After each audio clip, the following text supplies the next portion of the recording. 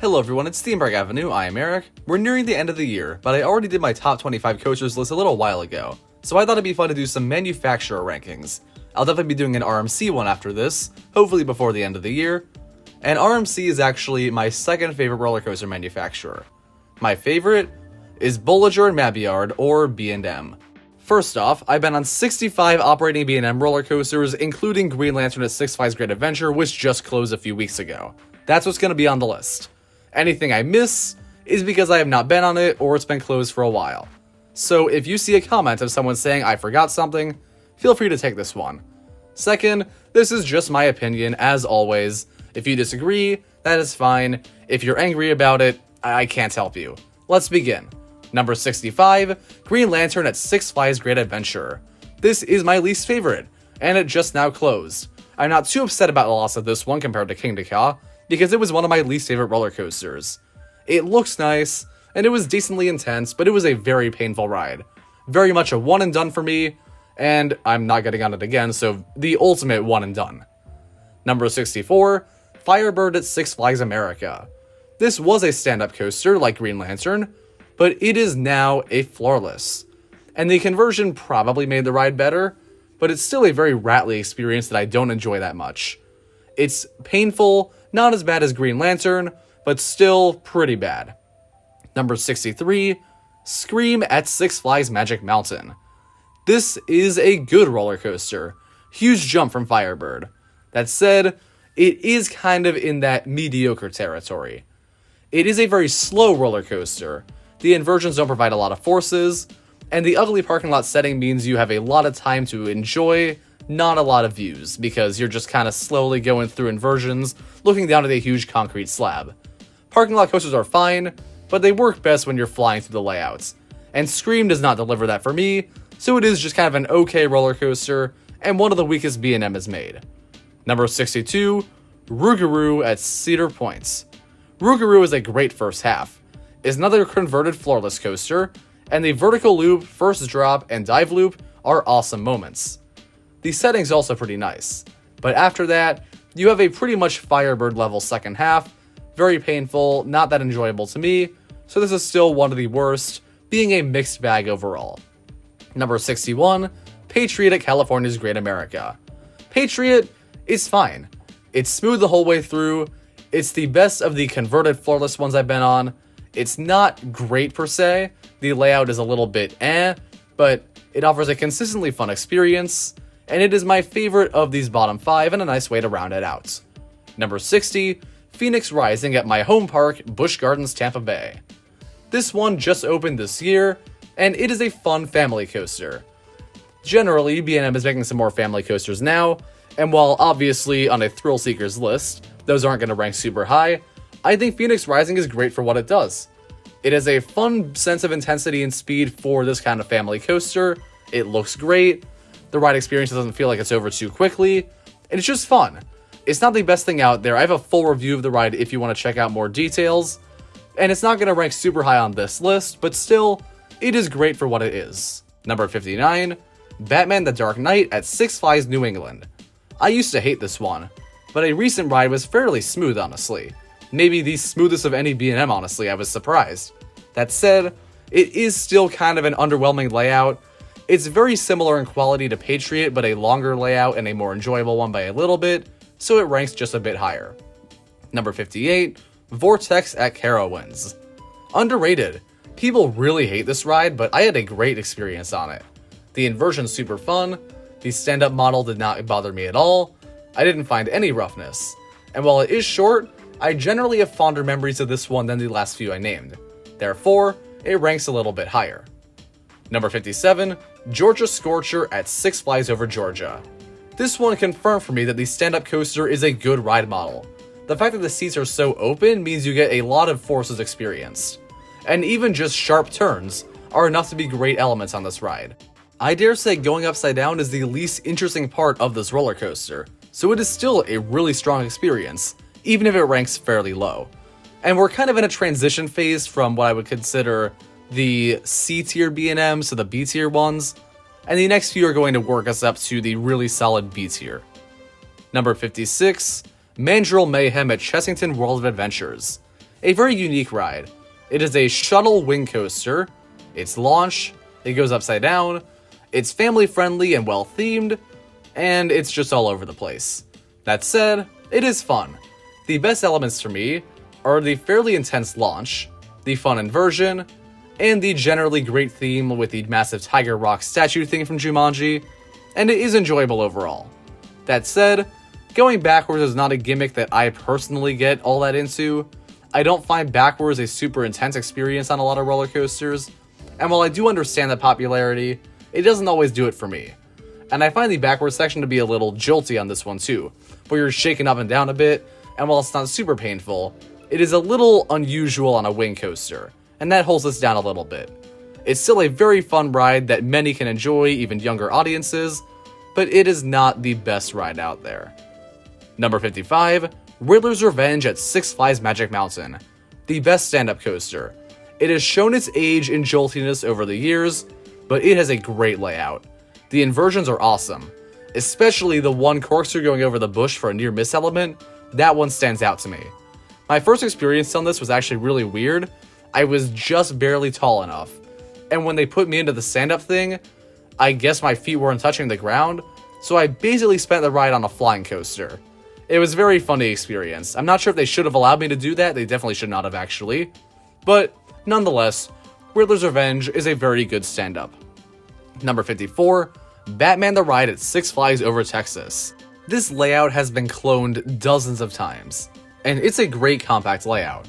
It's not the best of inverted coasters, but the inverted roller coaster is just such an important ride model, one of the most well-known out there, a staple of nearly every park it's at, and all of the B&M inverts are great.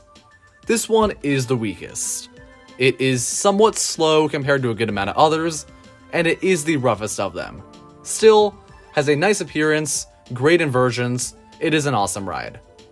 Number 63, Great Bear at Hersheypark.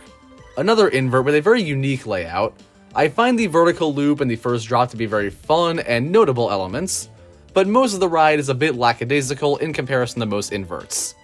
The best of the inverts definitely offer a better sense of speed, and this one didn't fully provide that, so it is among my least favorite of the model, even if it still lives up to the first half of the name.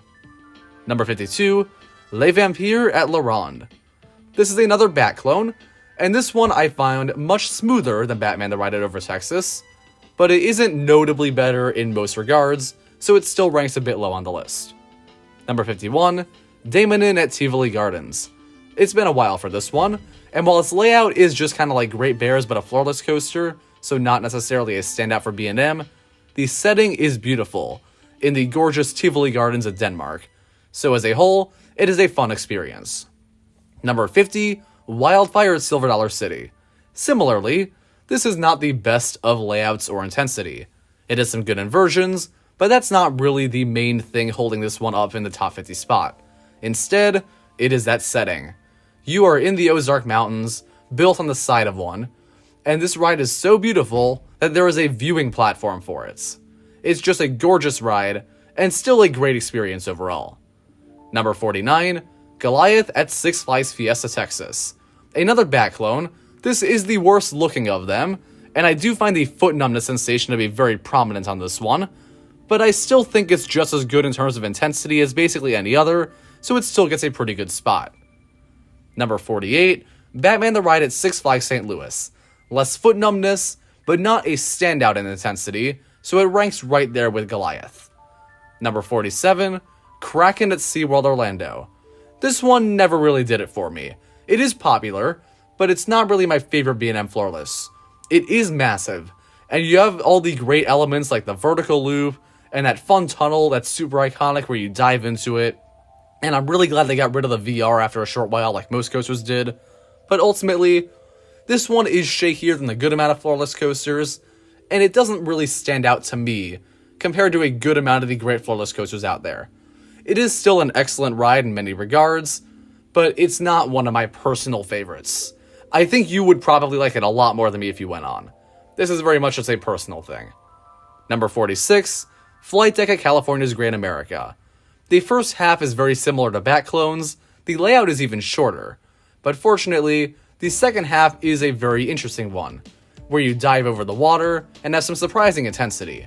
I find the first half a bit overrated because many call it underrated, so I kind of have to counter that because I think it's fairly rated, but also people call it underrated. It's a whole thing. But still, it is a very solid B&M invert. Number 45, Hydra the Revenge at Dorney Park. There is nothing else like this in so many regards. It is a floorless, but it begins with a JoJo roll, meaning you go upside down right out of the station. And then, instead of a tiny pre-drop, you just go straight over the main hill, no warning. And most of the inversions really are just like nothing you've seen on most B&M coasters. So as a whole, it is a super unique experience, and while it is not their finest layout ever, I adore it. Number 44, Batman the Ride at Six Flags Great Adventure. Now we're talking. I love the new color scheme of this one, and it is notably more intense than the last few I named. You fly through this track. It's insane. I think it's worth noting that in general, the Bat clones are technically held back by the fact that their layouts are more compact, but I can't hold that against the parks that built them. These are still excellent roller coasters, and for years they got hate for being clones, and I think it was very overblown. People said they were bad just because they were duplicated layouts, but I don't think that makes a difference. While they were duplicated because they're very small, and there are some grander B&M inverts out there, these are still awesome rides. Number 43, Batman the Ride at Six Flags Magic Mountain. Another Bat clone. I remember it being slightly better than Great Adventure, so we'll leave it at that.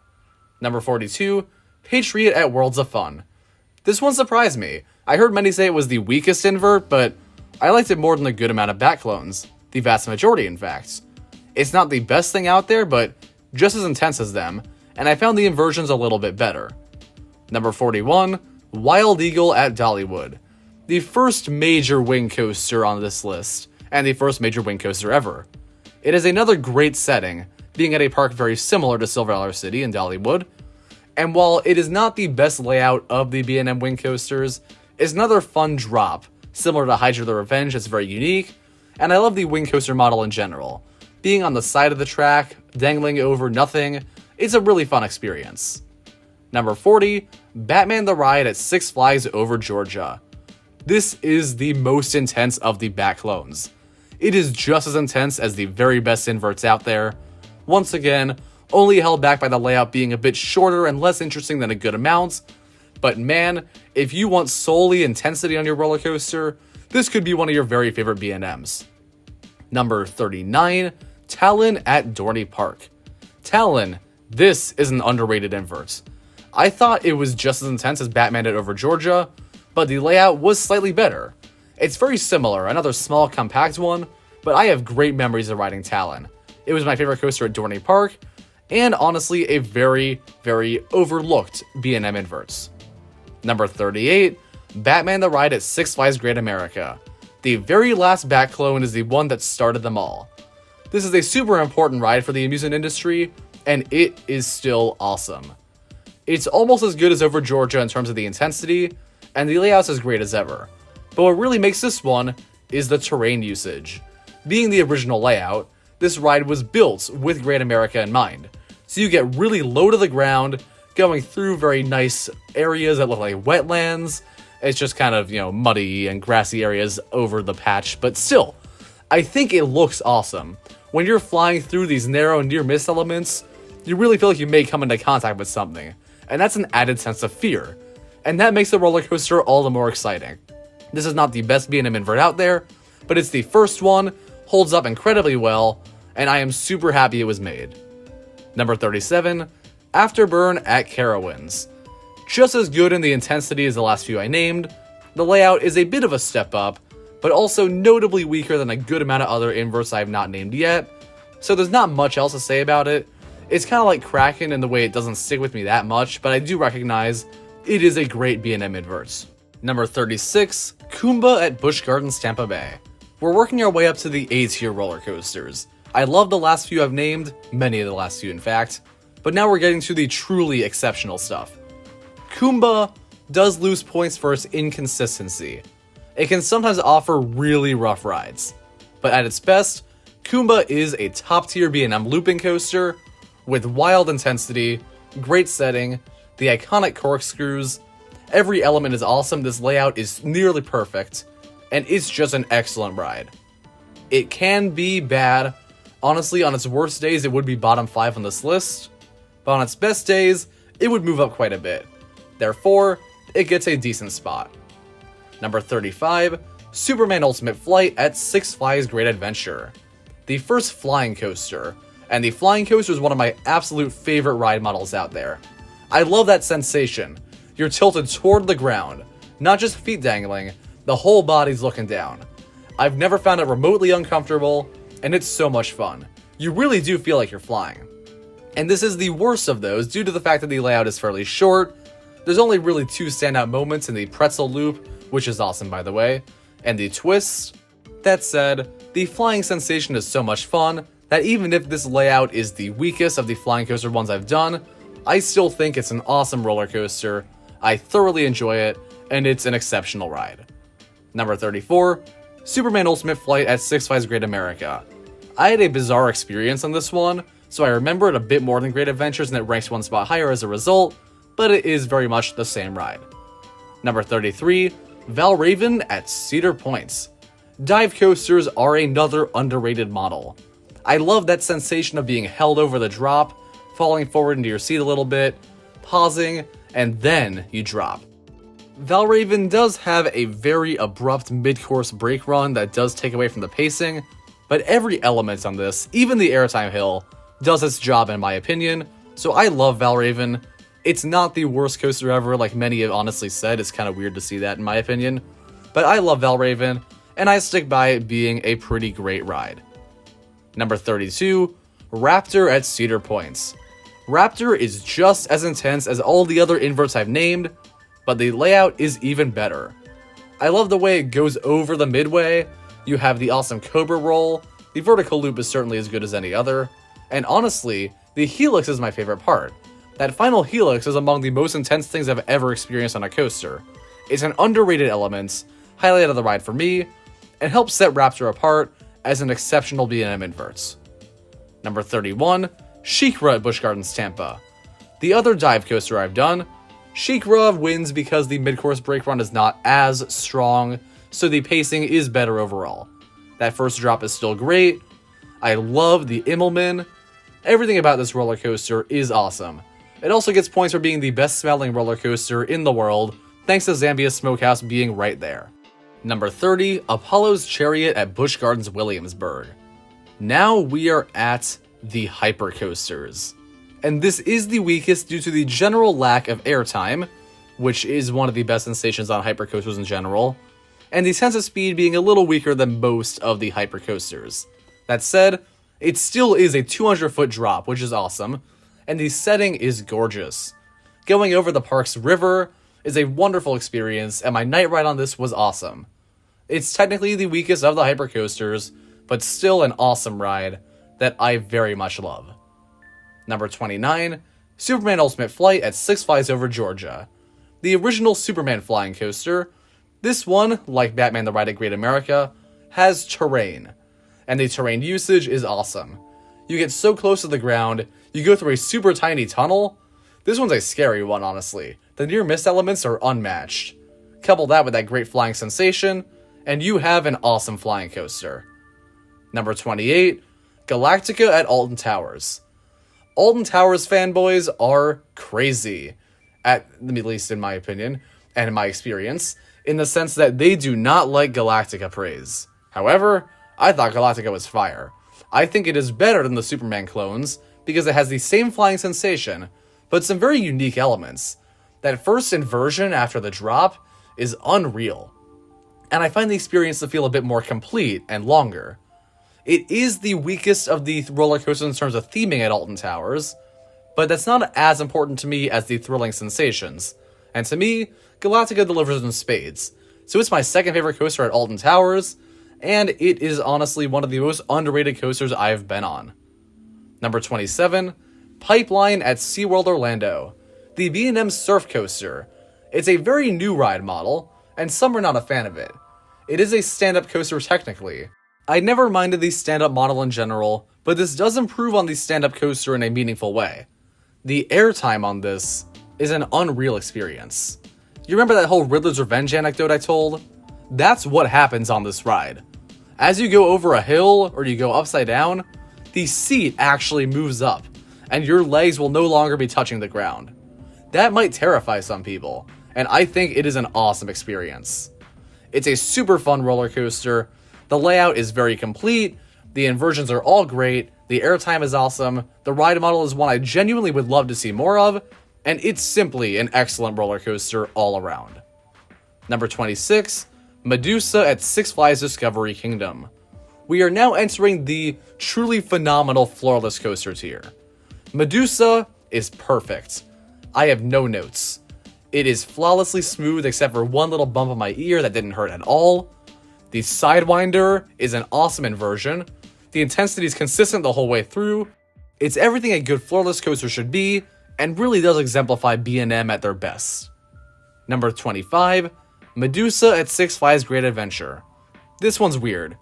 It's the same layout as Scream, which I mentioned is one of my least favorites. But for whatever reason, when I rode it, on a pouring day I might add that may have played a role, it was flying through the track, providing incredible intensity, flawless smoothness, and a beautiful forested setting. One of the best things about it for me is just how bizarre the theming is, because it used to be Bizarro. And for whatever reason, they kept the city-looking sign, some of these weird theming effects that I have no idea what they were even supposed to be, and even fire. And it was pouring rain, they were just blasting fire at us.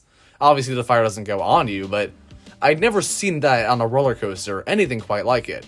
It's so surreal, it was a super fun experience, and I think the layout really is just as good as Medusa. Scream just doesn't take the layout as well, so unfortunately, Scream is a very mediocre coaster due to that pacing, while Medusa has the weird theming to make it a super fun ride, and the great pacing to make it a phenomenal one. Number 24, Superman Krypton Coaster at Six Flags Fiesta Texas. Maybe the best floorless. It has an awesome setting on the quarry wall, the first inversion not only having a very iconic Superman statue, but being one of the best vertical loops out there, is a great start. This one is not as perfectly smooth, there is a bit of a rattle to it compared to a good amount of other floorless coasters, but still, it is more intense than most of them, the layout is stronger than every other I've named so far in my opinion, and it really is the epitome of most floorless coasters. Number 23, Nitro at Six Flags Great Adventure. This is another B&M hyper, and it is not my favorite of them. It's still kind of perfect though. It has the great airtime, a really fun turnaround elements. You go over a massive forest, you really do feel like you're towering above the trees. There's nothing wrong with it. It just doesn't stand out to me like a good amount of the other ones. I mean, in general, hypercoasters are among the very best out there, so the fact that this is only 23 just speaks to how great B&M is, but still, it ranks a bit low. Number 22, Hulk at Islands of Adventure. This Universal coaster is wildly intense, and this ride pumps you up. The soundtrack is perfection. I love the onboard audio for this one, and it adds so much to the ride. When you're launched out of the tunnel, entering the massive cobra roll going over the water, even if the second half of the ride is not as well themed or good looking, it might be a bit slower. The awesome music really does help you keep pumped, feel like you're flying through the elements even when you're not. Hulk is everything a good B&M coaster should be, and it is a near perfect ride. And yet there's still 21 more coasters. We got so many great rides to cover. Number 21, Goliath at La Ronde. This is almost a hypercoaster. It is shorter than 200 feet, so it's not technically the same status, but it does everything Nitro does, and even slightly better in my opinion. It has the great airtime of Nitro, but those final two hills give some surprising ejector. You really get thrown out of your seat quickly, and that's so much fun. Additionally, you're on an island in a river, and that is one of the coolest settings of any roller coaster I've ever done. Number 20, Thunder Striker at Carowinds. I only ever rode it as Intimidator, and I thought the airtime was more sustained than Nitro and Goliath, so it gets slightly higher. Not much else to say, but another phenomenal hyper. Number 19, Alpengeist at Busch Gardens Williamsburg. Currently my favorite coaster at the park, Pantheon was closed and also Griffin was closed. Alpengeist is a top tier B&M invert. It is huge, nearly a hypercoaster. By some metrics, I think it actually might be, but I can't be for sure. Don't quote me on that. And it has awesome moments. The Cobra roll is one of my favorite elements on any B&M, and this specific one might be the best Cobra roll out there. The setting and theme are awesome. Even if the second half is slower, going past the snow theming is awesome. There really is no complaint about this one. I've heard some say it's rough. I didn't get that at all. It is just an unbelievable invert and one of the very best. Number 18, Candymonium at hersheypark. This is probably the most recent B&M I've been on besides the Busch Gardens Tampa ones, and it is an underrated hypercoaster, I think.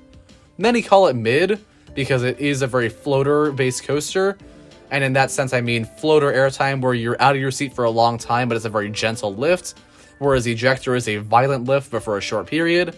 But I love floater. I live for the sustained airtime.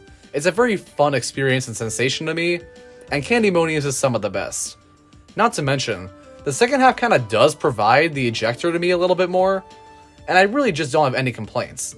It is a setting just as good as Nitro's, and I think it's above Nitro for me because I find the overall appearance to be a little better, and I remember it being distinctly stronger in the airtime departments.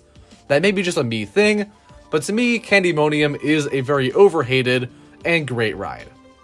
Number 17, Nemesis Reborn at Alton Towers. As far as B&M invert layouts go, this may not be one of the very best. It may be below Alpengeist.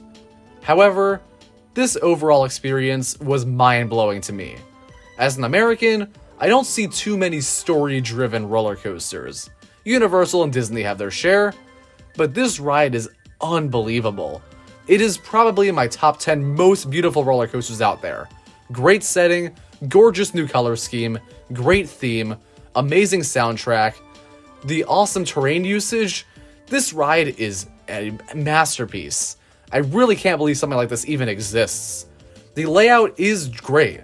The intensity, it's up there with everything else I've been talking about so far besides Alpengeist. It is a bit shorter than some of them, but I don't care. The unconventionality of this one really works to its advantage. The first drop being so tiny, but then taking you into the massive terrain, quarry, the canyon, cliff, whatever you want to call it. It's such an awesome experience. The revamp seems to be a massive success in my opinion, even if that blood waterfall they used to have looked really cool. And I don't know what else to say. Nemesis Reborn blew my mind. It is one of my favorite roller coasters based on a lot of metrics, and it is simply a must-experience roller coaster if you're an enthusiast. Number 16, Montu at Busch Gardens Tampa. This invert does beat out Nemesis Reborn for me. As far as American B&M inverts go, this one is my favorite for theming and terrain. You go into so many tunnels. The Egyptian theme carries through very well. The color scheme used to be one of the very best on any roller coaster. It's not anymore. But this is simply the most intense of any B&M invert. The Batwing is surreal. And I do believe that the intensity carries through the entire experience. Some say the second half loses it, but no. The final inversion is one of the best on the ride to me. This whole experience is unbeatable. And it is one of the B&M inverts that made me realize these rides were just as good, if not better, than a good amount of hypercoasters, despite being much smaller. But the statistics are not everything. It's really not about what's the tallest, what's the fastest. A great layout and great terrain usage can make a phenomenal ride, and Montu is proof of that. Number 15, Dominator at King's Dominion. Based on all reasonable measures, this should not be in the top 15. It's not that good, but I don't care. Dominator is one of my personal favorite roller coasters. I don't know why, really, honestly.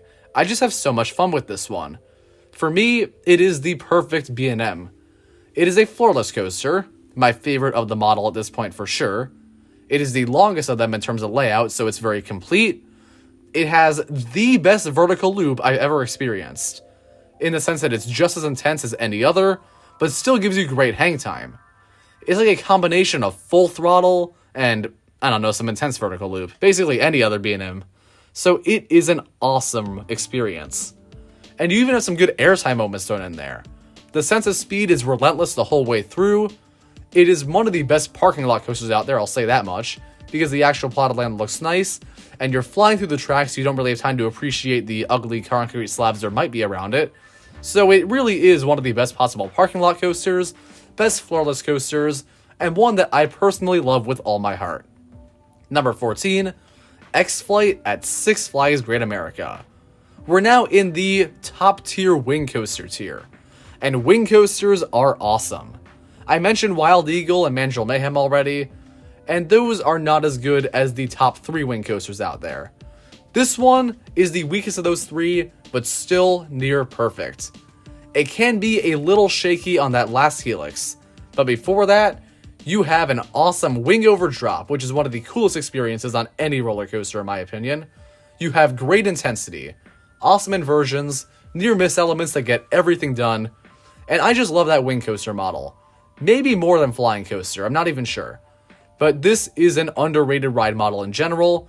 Some call wing coasters forestless, but I call X-Flight an intense masterpiece. Number 13, Thunderbird at Holiday World. Often considered the best wing coaster, this one is launched, and that is awesome. The low to the ground elements of this one work super well. The inversions are B&M at their finest. The near miss elements are really cute, they're just fun, I like them. I think this one has the best sense of speed of any of them, and I'm very impressed at how they made a wing coaster give such a different experience from any of the others. The other ones can be floatier like a B&M Hyper. This one gives more floorless coaster vibes, or even invert vibes, and I'd say they pulled that off super well. So overall, Thunderbird, excellent ride. Number 12, Gatekeeper at Cedar Point. My personal favorite wing coaster. Apart from being one of the most photogenic roller coasters ever conceived, this does everything right. I guess the finale isn't great, but I do like it more than X-Flight's. And leading up to that, you have the awesome wing over drop, the Immelman, the iconic keyholes, making one of the best entrance experiences of any theme park. You have a great sense of intensity the whole way through, despite what many say, and even great floater airtime on that one big hill. To me, this is super underrated.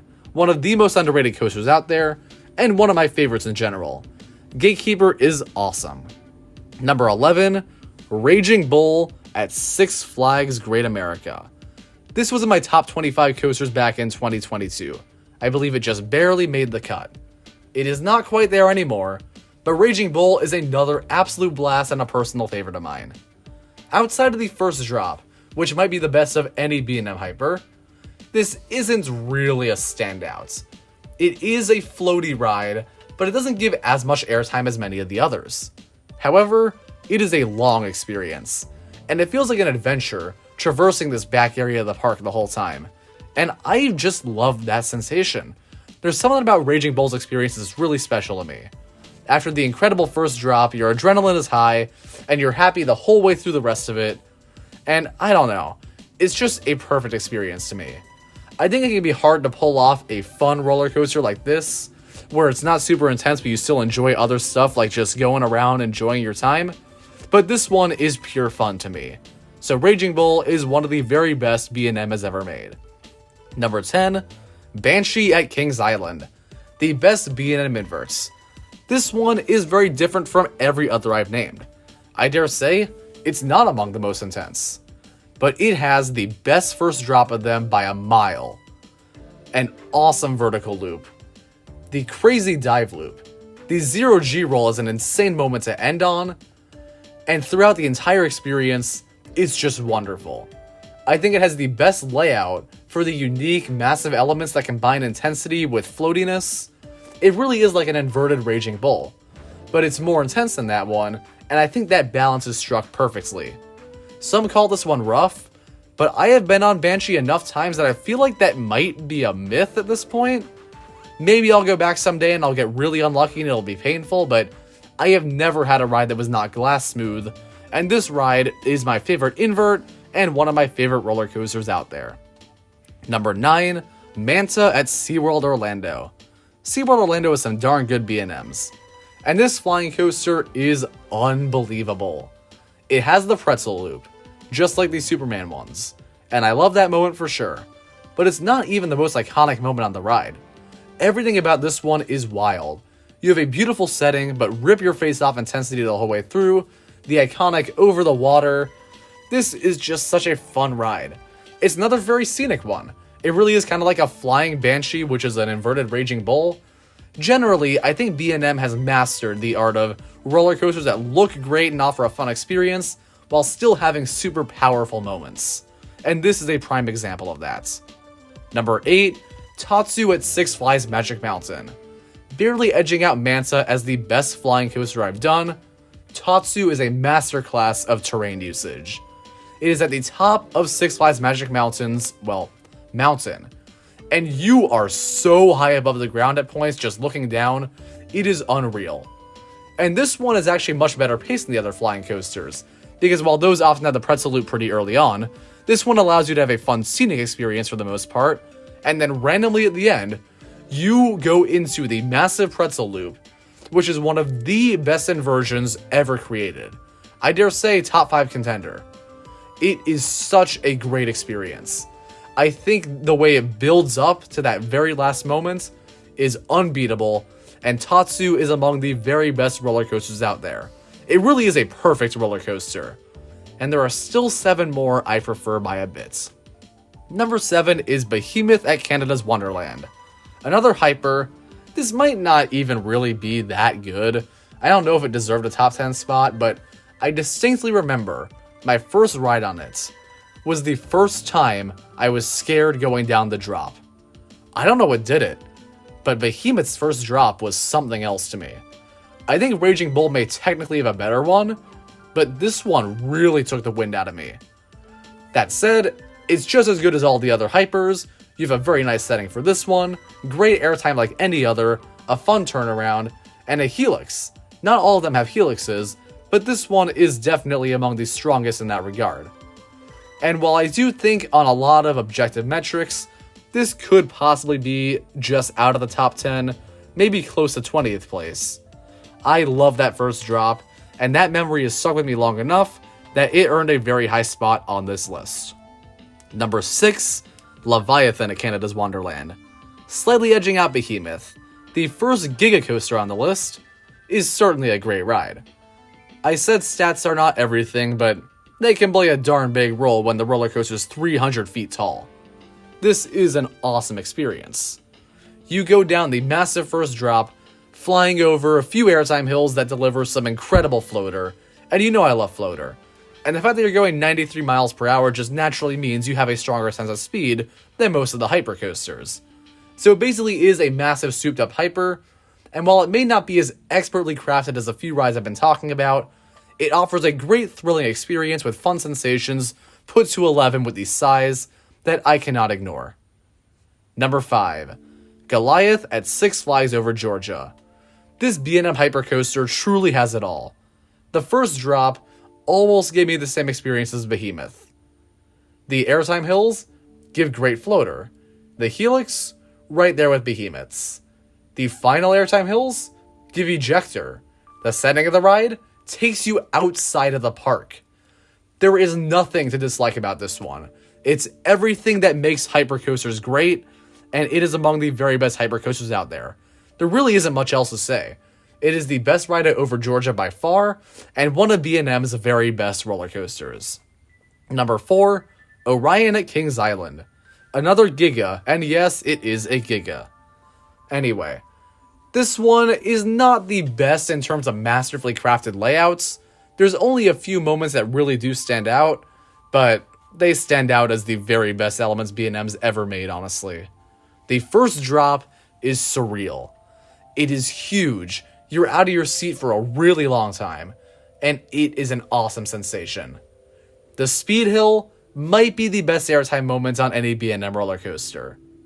Other than that, it is a bit short for a Giga coaster, and I know I was really puffing up rides like Nemesis and Dominator and all, and those may be more favorite type rides for me, but to me, there's no doubt that an experience like Orion, of such a grand scale that you can only experience on 10 or so roller coasters on the planet, and many of them not quite as good as this one.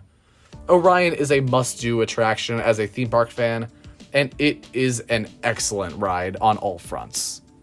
Number 3, Mako at SeaWorld Orlando. Mako is another B&M hypercoaster, and this one I wasn't always feeling. I thought it was good, but not necessarily the best when I first rode it, but recently, this summer in fact, I had an unbelievable ride on this one. The whole way through, Mako offers great airtime, maybe the best of any B&M roller coaster, period. I always found the second half to be underrated too. It's like a better version of Candymonium's. But the main thing that stands out here is the 5-second airtime hill that happens partway through the ride.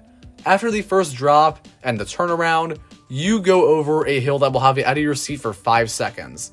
And I tell you, this is the most scared I've ever been on a roller coaster, period. Because I thought I was flying out of my seat, in the sense that I thought the restraint was not down enough. So after that, I pulled it down really hard. It was a terrifying moment, but the park did push it down enough that I was safe. And man, that level of sustained airtime is hard to beat. Mako is a truly exceptional roller coaster, and one of the very best hypers out there, no doubts. Number 2, Diamondback at Kings Island. Diamondback is not better than Mako in terms of airtime, but it's fun. I have so much fun on this one. I got a trimless night ride, and it's one of my favorite experiences on any roller coaster. The water splash at the end adds so much character to the ride.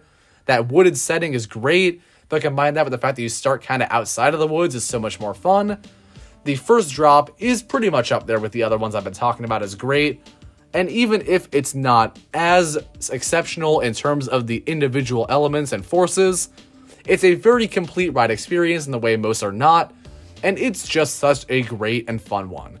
It's iconic, I love it, I cannot bear to put it any lower. It had to get top 2 for me, and that's where it stays. Alright, I've really been puffing up the last few rides. The last 25 or so have all been exceptional roller coasters, but interestingly, none of them made my top 25 coaster list. These are rides that I consider to be very much favorites of mine, but not always the best. Because like many enthusiasts, I do prioritize that intensity and the ejector airtime to an extent, allowing RMC and Intamin to generally perform better. However, with a catalog of 50, 60 great rides, it's really hard to deny to me, at least, that B&M is one of the best manufacturers, and in my opinion has the best catalog of rides in America, maybe the world. And fortunately, they do have one roller coaster that is very, very comfortably in my top 25.